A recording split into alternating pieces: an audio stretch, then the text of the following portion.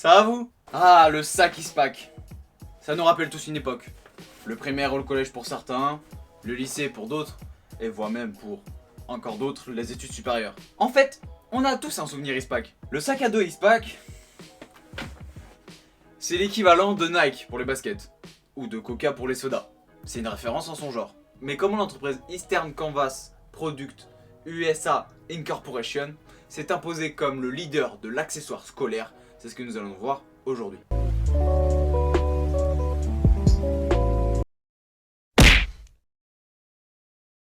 Commençons par l'histoire de la marque. Ispac est une marque créée en 1952 à Boston, aux États-Unis. C'est là. C'est une entreprise spécialisée dans le design, la conception et la création de sacs à dos, d'équipements de voyage ou d'accessoires. À sa création, Eastern Canvas Incorporation, c'était son nom à l'époque, s'associe avec l'armée américaine et en devient donc son fournisseur officiel. Mais 20 ans plus tard, cette association, l'entrée dans l'entreprise du fils du créateur de Eastern Canvas Incorporation va marquer un tournant dans l'histoire de la marque. C'est en voyant ces fameux sacs de l'armée utilisés par des jeunes sur les campus, qui étaient sûrement les petits frères ou les enfants des pères ou des frères qui avaient eu les sacs à l'armée, que l'idée est venue de viser une clientèle jeune. Ispac est né.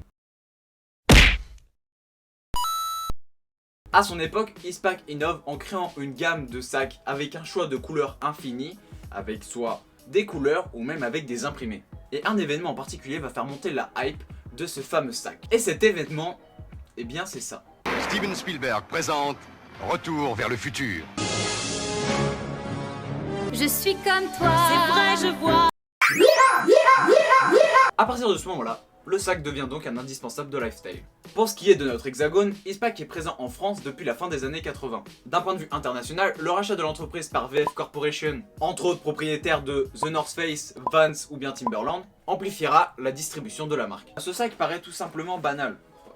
Il paraît classique. Mais à l'époque, il est bien différent des cartables en cuir que les parents ou que les grands-parents avaient eu à l'école quand ils étaient petits.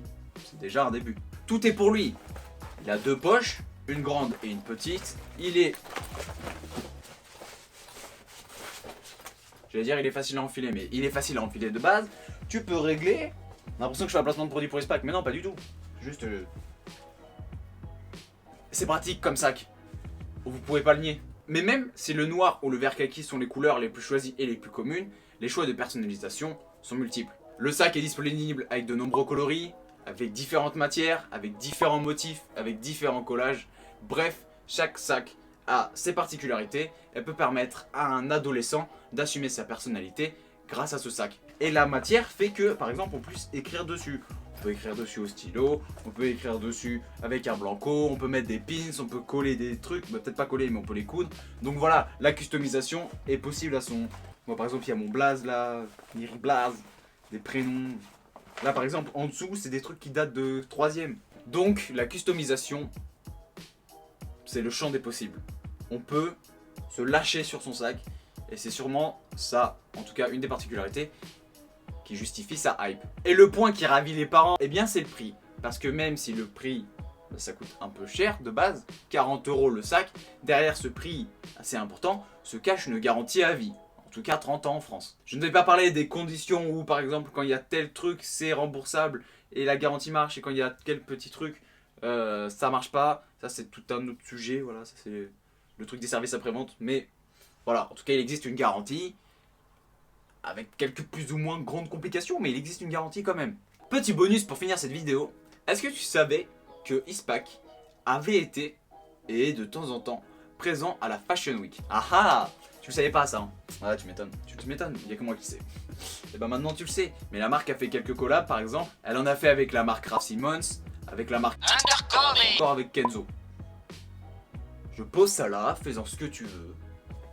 Voilà. Voilà l'équipe, j'espère que la vidéo vous a plu. Si vous avez appris quelques trucs, quelques infos que vous pourrez sortir en dîner mondain, mettez en commentaire si vous avez un souvenir Ispac. Il va falloir que je trouve des arguments moi. En tout cas, bref, si la vidéo vous a plu, laissez un like. Si vous voulez voir d'autres contenus et si vous voulez être au courant des vidéos qui vont sortir, je vous invite à vous abonner. Voilà, c'est juste en dessous de la vidéo, c'est sur le rouge si vous n'êtes pas encore abonné. Activez la cloche pour recevoir la notification. Et puis, moi je m'étais dit que j'allais me rendre au lycée, mais ils sont fermés à cause du coronavirus et du confinement. Donc, bref, c'était Rico. Banks.